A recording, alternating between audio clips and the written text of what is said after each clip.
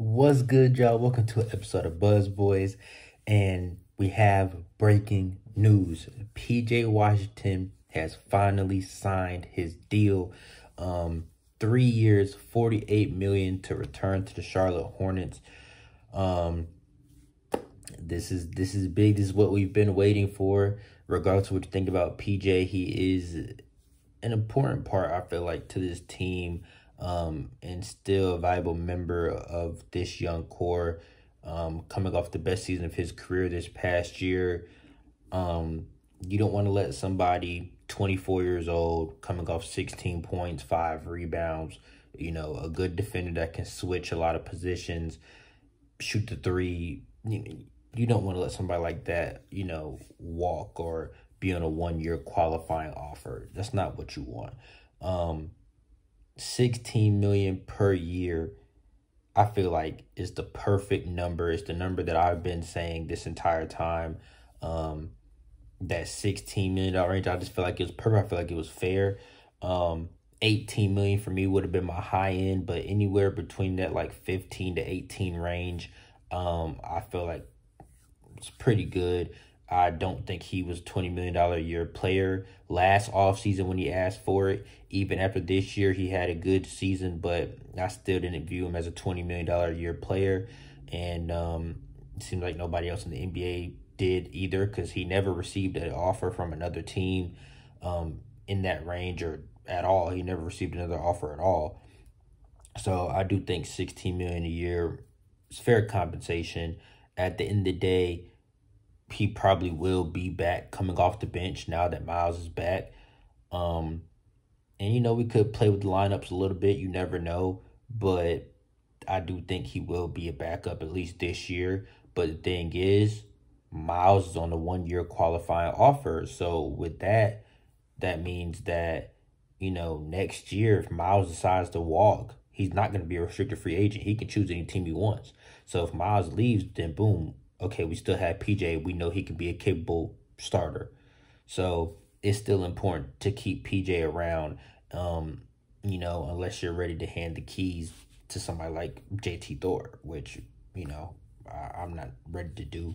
But anyways, let's get into the contract. Now, obviously, it is breaking news. We don't have all the details yet, but 3 years, $48 million, that's $16 million per year.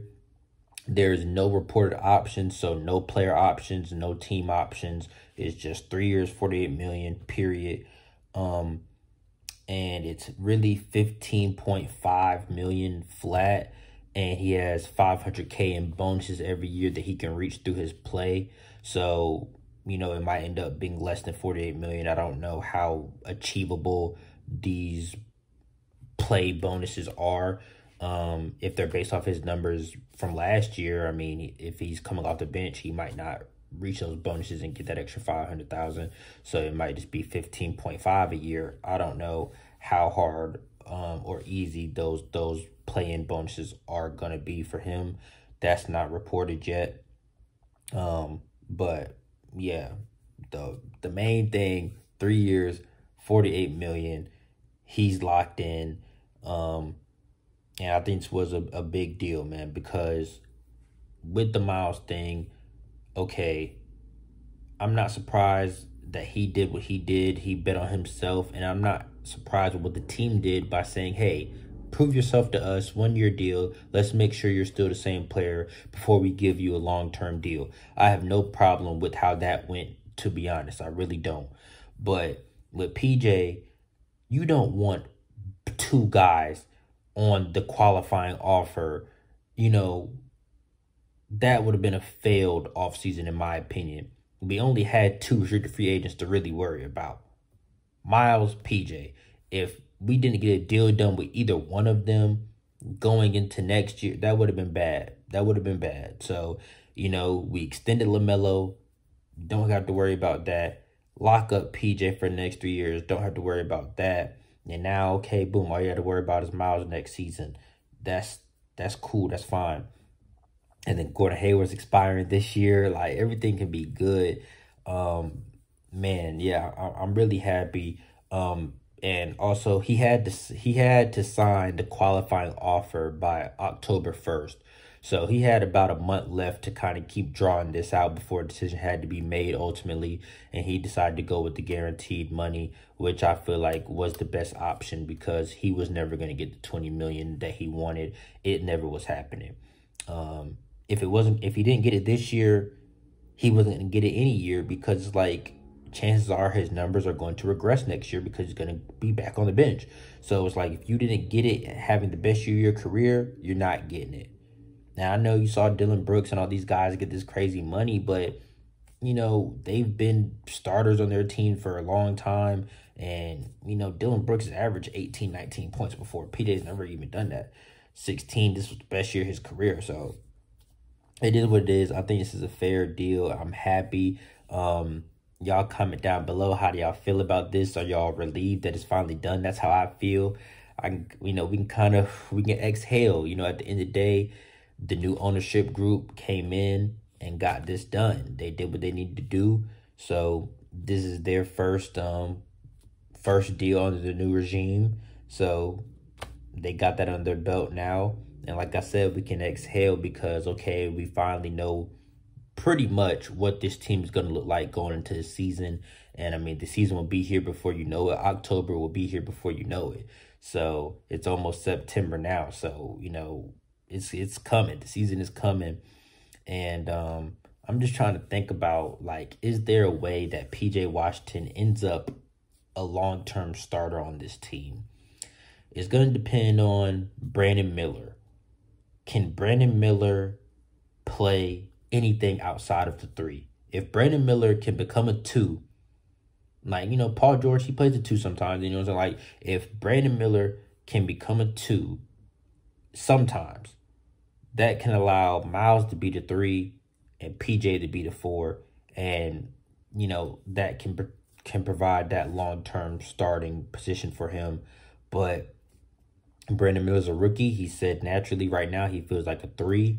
And, you know, with Gordon Hayward already there, he's probably going to start the season at the 3. Brandon Miller's going to come off the bench behind him. Miles will be starting at the 4. But Miles is missing the first 10 games, so PJ should start those first 10 games. And then after that, we'll see. It's all about who Steve Clifford prefers. So, I don't know. Anything is possible. We will see. I'm going to wrap this up. I ain't going to keep it too long. And I know I've been lacking on the video this past week. I just had a lot going on in life, man. I've just had job interviews and all kinds of stuff. I've just been super busy. I literally had the Panthers-Giants video from the last preseason game. I literally had my notes. And everything. Panthers-Giants, I had my notes. I didn't even get a chance to record the video. Then last night, I basically missed the last 3 quarters of the Panthers game, so I didn't get a chance to really watch that. But I saw Bryce Young do good. And then the Hornets, they dropped their new uniforms. I was going to make a video about that, but I've just been busy, and I still probably will make a video about that because they're fucking dope. If you haven't seen the Hornets' new uniforms, they're dope. So I think I am about to go ahead and do a video about that just to get some Hornets content out there. But anyways, if you're new to the channel, please like, comment, and subscribe.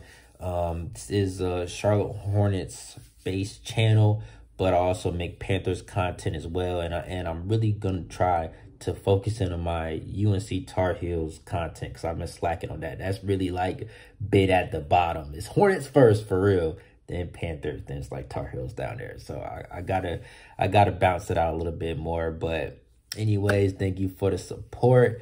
Let's get to 700 subscribers, man. I'll catch you on the next one. Peace.